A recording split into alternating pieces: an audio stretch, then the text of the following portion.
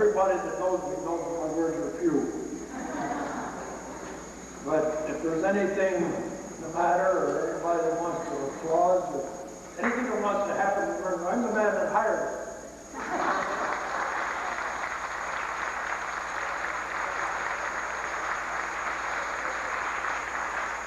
And then the two schools joined together. I don't know if you know it or not, I went to Square tonight, put the two schools together in his kitchen one summer. And the big question was, who's going to direct the band? We knew who, but we didn't know what the other man was going to do. So John's been there ever since I hired him.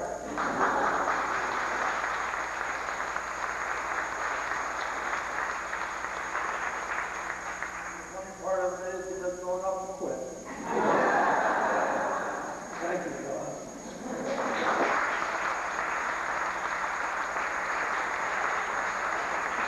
Thank you very much, Mr. Ellis. I'd like to take just a moment to welcome everyone here this evening. It's a nice tribute to a man who deserves it. And I think your participation in this proves that you thought he deserved it too.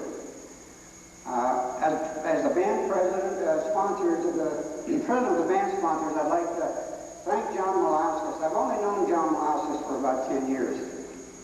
I'm what you might call an import into the Back Mountain. But nevertheless, it's been a very close association, and it's turned into a great friendship. And I'm very proud to be a part of it in the last 10 years. I don't know too much about John. I'm sure that there are a lot more in this room that has a lot more to say about John than I could ever come up with. So I'd like to thank the committee first, who've done a fabulous job of decorating the place in order to honor John tonight. And we have one of the committee members here who would like to give us a special tribute. I'd like to present Mrs. Sharon Lane.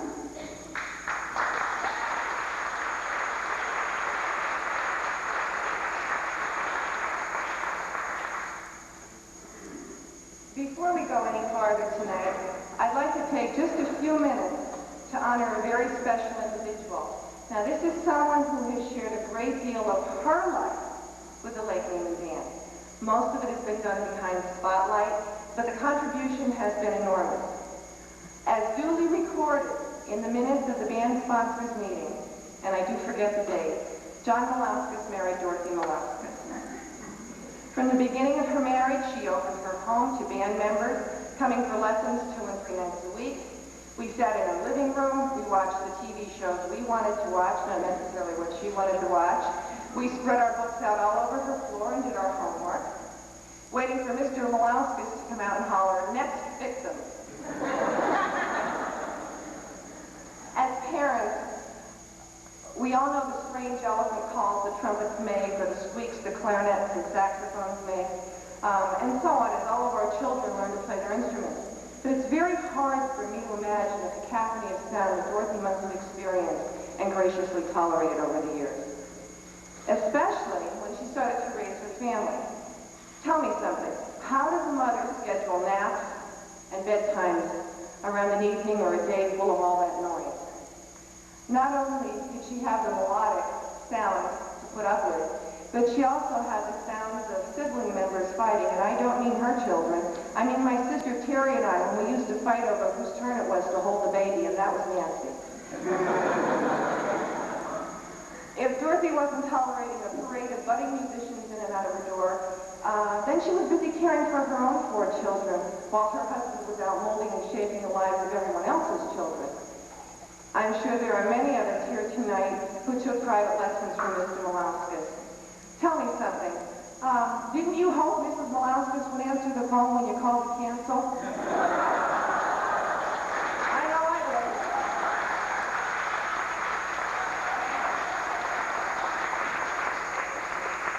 So add 2 more responsibilities to her life, that of the secretary of scheduling and also the provider of refreshment. Because in the old days, we used to meet in their backyard to work out the maneuvers for the new field shows, and Dorothy would always provide us with refreshment. So if sharing her husband and her home wasn't enough, now add the fact that she had to share two of her children because JJ and Nancy, who's here with us tonight, were both members of the band.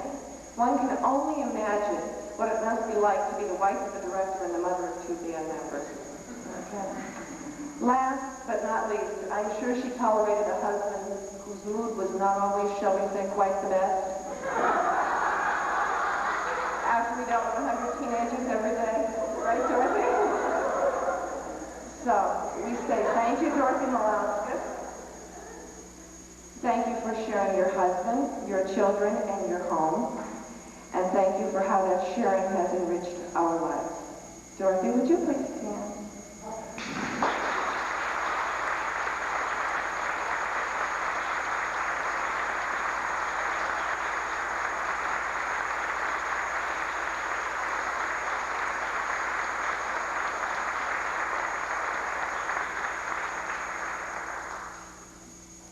We have a little short history to present tonight, and Debbie Halliday from the class of 1972, Debbie Halliday Price, will present it for us.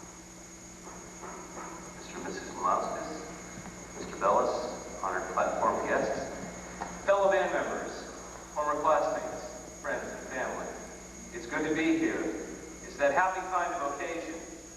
It was a wise man or woman, I'm not sure which, that once said to me, don't ever let a friend enter or leave the room without noticing. It makes me feel so bad. And I've often noticed since then some people in life who've not been very happy people. And they've slipped in unnoticed and have gone unnoticed. So there are those of us who always try to watch out for people like that because that shouldn't have to be. This evening, there's no doubt, it's not an unfortunate friend who could ever slip away from many memories, legends to live on, quotes to be quoted, stories to be told and retold. But for me and for this evening, and I hope for you, there will be something of a memory in the wisdom of another phrase. Without discipline, there is no love. Without love, there is no discipline. For quite a while now, I've known the beauty and the truth and the power of those words. It did not take James Dobson, famous Christian writer, with his book Dare to Discipline, to teach me about that. Oh no. Long before I knew that gem of wisdom, long before I preached it carefully to each congregation I've known or had the privilege of being with for a while, I met John Miliauskas, who for me is the embodiment of what it means to love with discipline and to discipline with love. He for so many personifies that, and now for most anyone who embodies those qualities for you, other than John Miliauskas, nearly everyone we can ever think of that we've known about. The most visible part, or memorable part, is that disciplining heart. You don't always see the love coming. It kind of sneaks up on you. Don't forget, discipline without love is just punishment.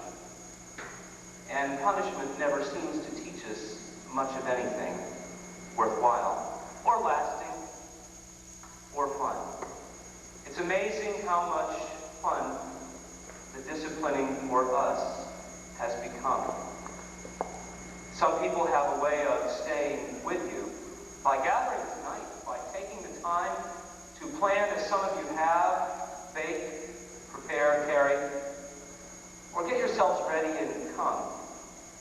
In whatever way, by coming this evening, we are saying you have a way of staying with us. I have my own personal memories, which I don't suppose I should indulge myself. But, you know, my memories go back to Lake-Lehman, when it was a grade school, high school, and when I used to watch the band from the window, practicing. And then in the parades at Sweet Valley, in mismatched uniforms before he was married.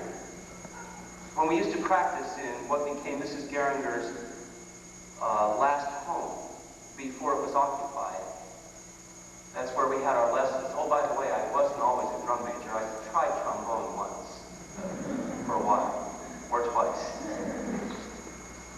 And we had our lessons there. So you see, I had the advantage of taking those lessons too, and feeling the heat of the moment. At the time, most of us would have said, this is punishment. You're punishing me, making me go back again and again. And how often I heard, I want to quit. I want to quit. I hate it. I hate him. I hate the embarrassment. I hate the work. I hate the fun I'm missing out on. Time has a way of healing all wounds and putting all things in proper perspective. Now, if everyone here doesn't know it, most of you know or can gather by now that I'm a preacher by avocation. Part of making us a preacher is that importance of love and discipline. Think about it. How do you tell an adulterer or an adulteress that they are wrong and love them? Or so many of the other occasions when someone in a bitter feud is wrong, there needs to be peacemaking. Well, I'll tell you the foundation for that is love and discipline. My good news, which I share most often and most joyously, is that God is that way. Now, lest you think I'm drawing parallels here, there were moments, however, when I thought it was the voice of God.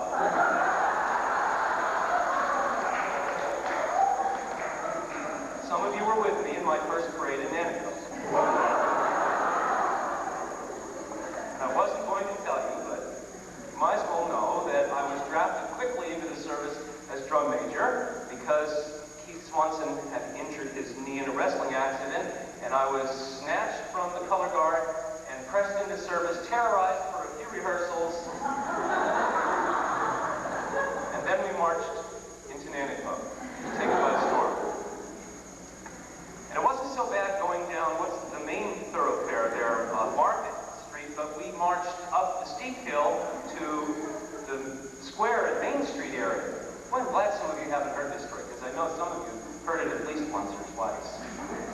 And being a high-stepping band, the parades always had a way of getting away from us, so we formed the new beginning of a new parade. And I was first-time drum major, real charged up, real nervous, so proud. We made it across one side of the square, and we did a column left, the second side of the square, past the reviewing stand, the third side of the square, and to this day, I could swear I heard column right.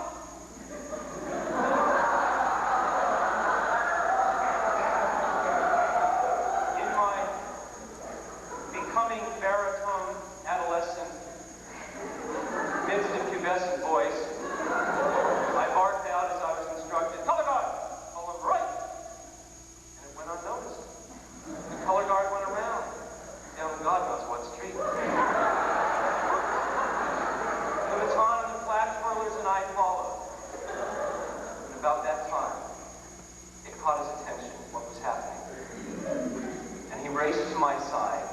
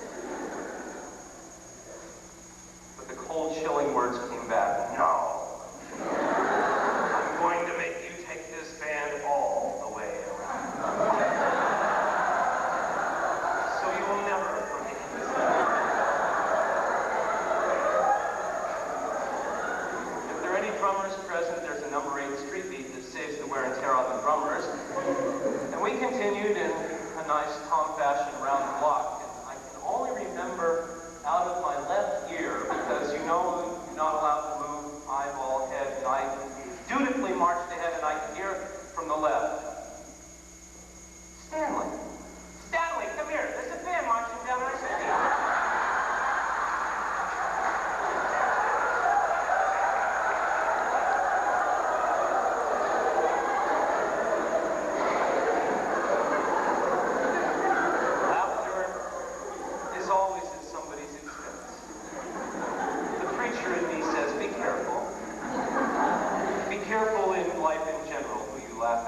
Sometimes they're minorities.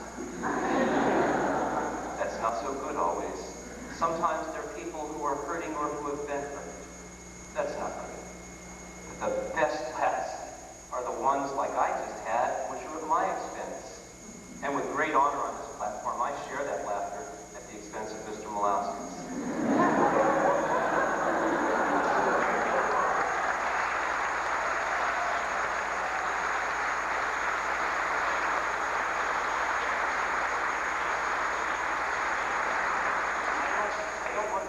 Like some older doddering pastors who tell many stories over and make one's bottom weary.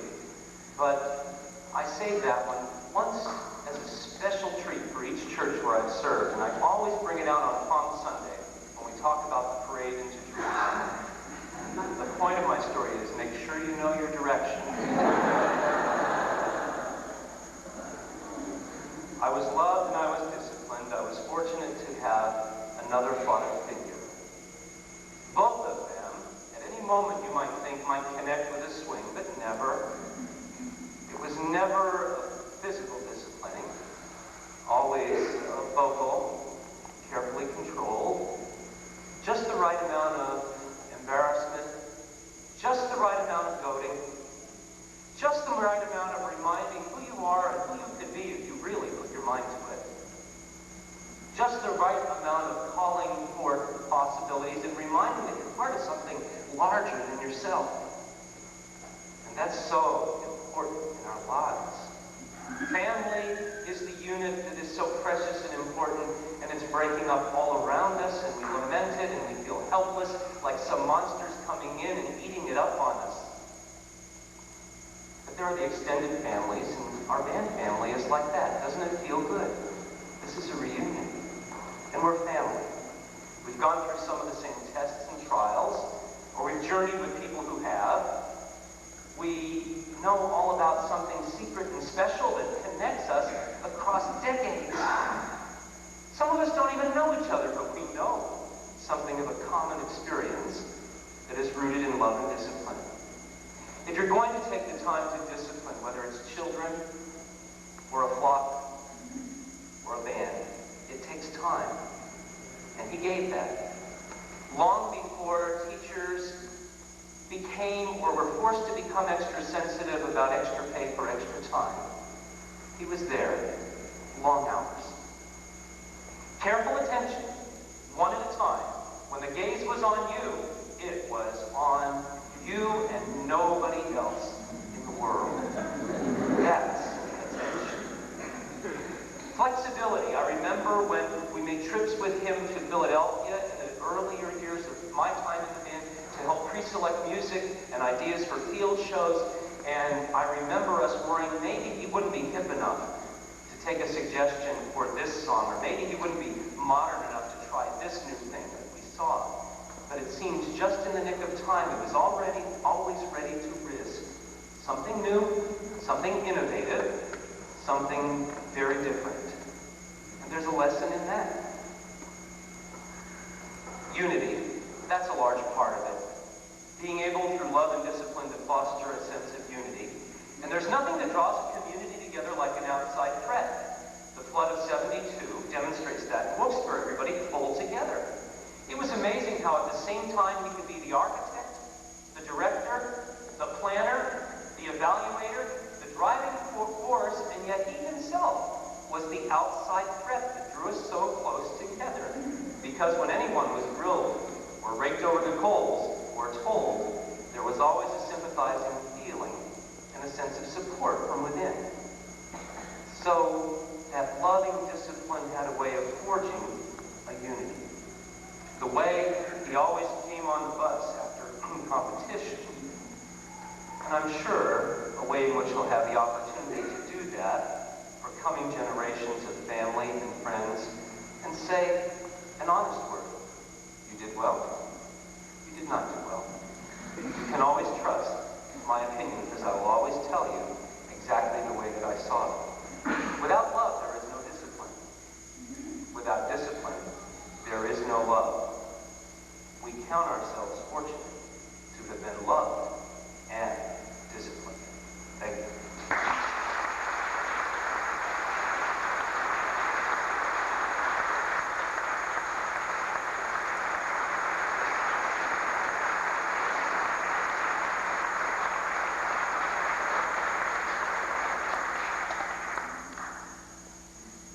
Before we turn the floor over to Mr. Miliauskas so that he can make some more of those famous quotes for us, I'd like to take a minute here. Would you come over with me, please?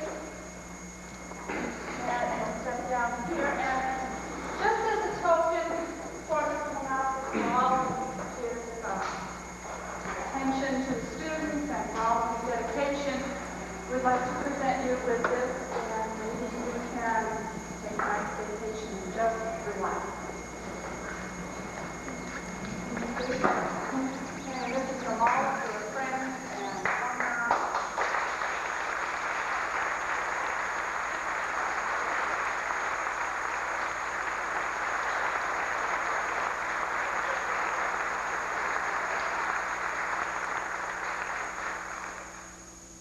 Just what are you doing next week?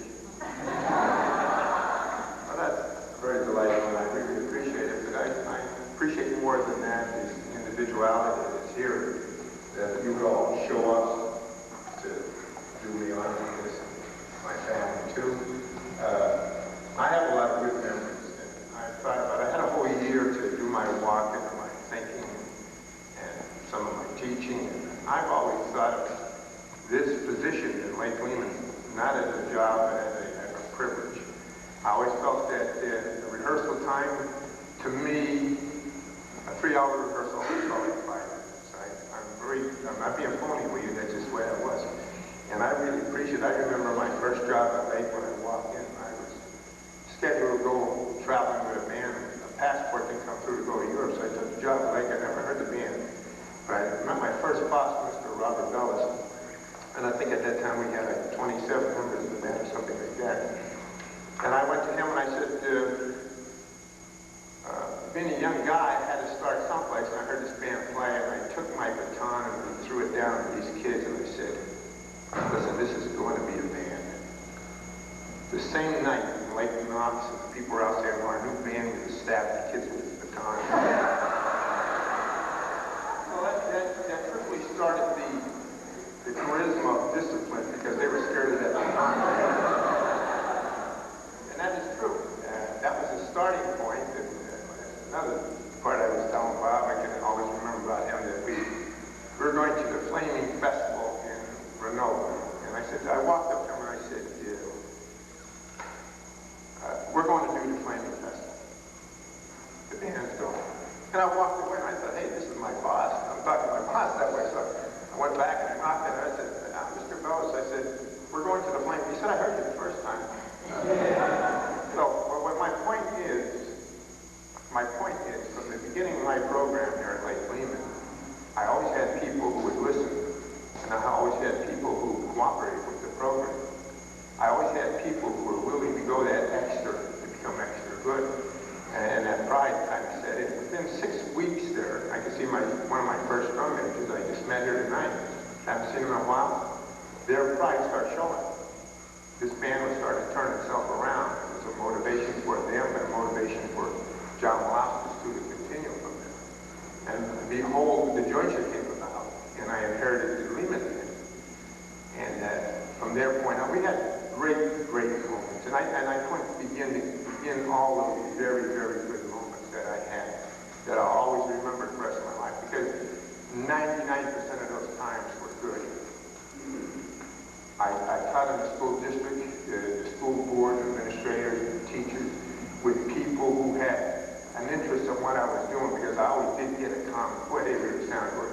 Oh, they really were great. Or, of course, the band come a long way. So that kind of encouragement made John Miliauskas motivated also. And so did my students motivate John Miliauskas. It wasn't totally John Miliauskas. It was Lake-Lehman High School band who takes the vow of the band. And I got to tell you something, and I have to get this off my chest. For years in the community, you heard that John Miliauskas didn't like to fly. So we had a number of occasions where we got an invitation to go to how many people heard that? Like the whole group. I had occasion to play in Minnesota last summer. My God. I'm not telling you no lie. When that plane started up, I got the plane and they flew me from Philadelphia to Minnesota. I get in that plane, I didn't realize how far that sky is up. Can you imagine a dope in a plane, kids running up to the bathroom? I had my seatbelt on the whole flight. And the guys were all looking at me. So we had the 3 days in Minnesota to come back to Philadelphia. When we came back to Philadelphia, it was foggy, it was night. I hope this guy finds the field. When we started down, this is no lie, when this jet came down, this was my first jet ride. Came down to the field as it was descending. This guy, I don't know if it's stewardess driving the plane or who was. He started back up. And I said to myself, he must have missed it. But then the plane hit, and it hit very hard. And people applauded on the plane. And I said, this is my first jet ride. This guy I have to get one guy who's been drinking or something. No, I was the only guy in the airport looking for the ground to kiss like the Pope. I was the only guy there. That was my ride.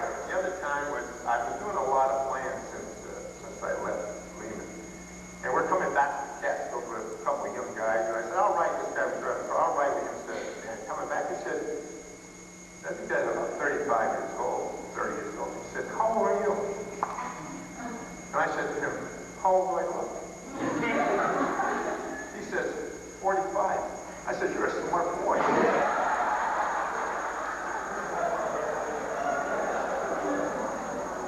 You're super smart.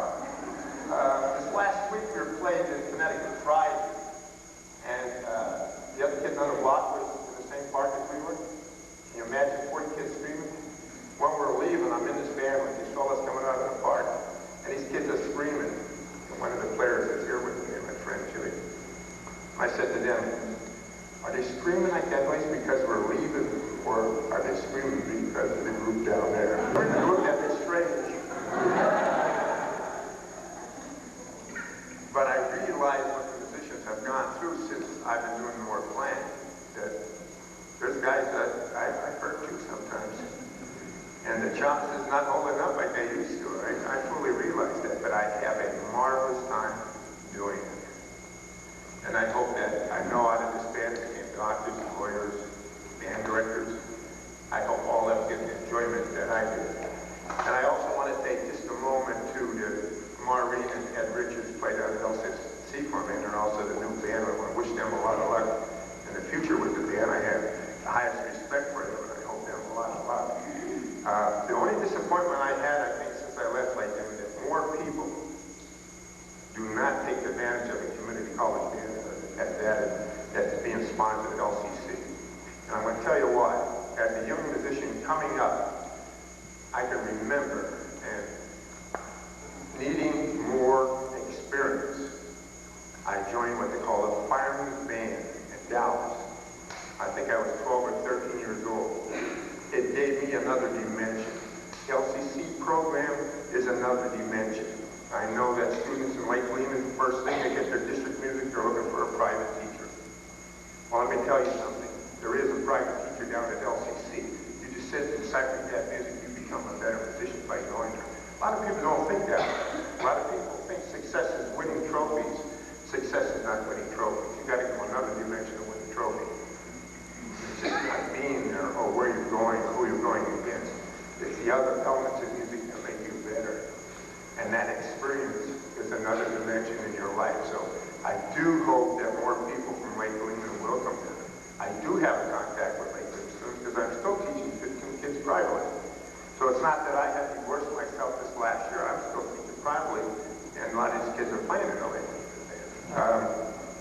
I had the occasion to come up the award. I'm very, very grateful that the Lake-Lehman sponsored the John Miliauskas Award. I'm very proud of that award. I know how justified the person who wins that award be a justified person. Not somebody who's the most popular person in the band, but the very best in the band. Not somebody who knows somebody or that, but the best playing musician, the best behaved person, and the best qualified person for that award. And I hope that always remains that way. In conclusion, I would like to say thank you for the beautiful tree. And if I don't see you again, thank you, everybody.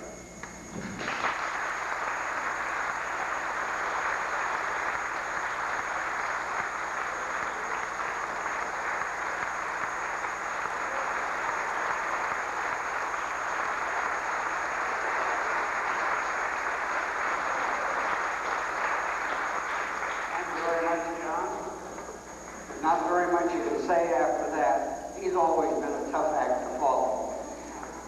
So now if you folks would like to renew acquaintances and mingle around and have a bite to eat and have something to drink, we're very fortunate to have all of these here. Thank you very much.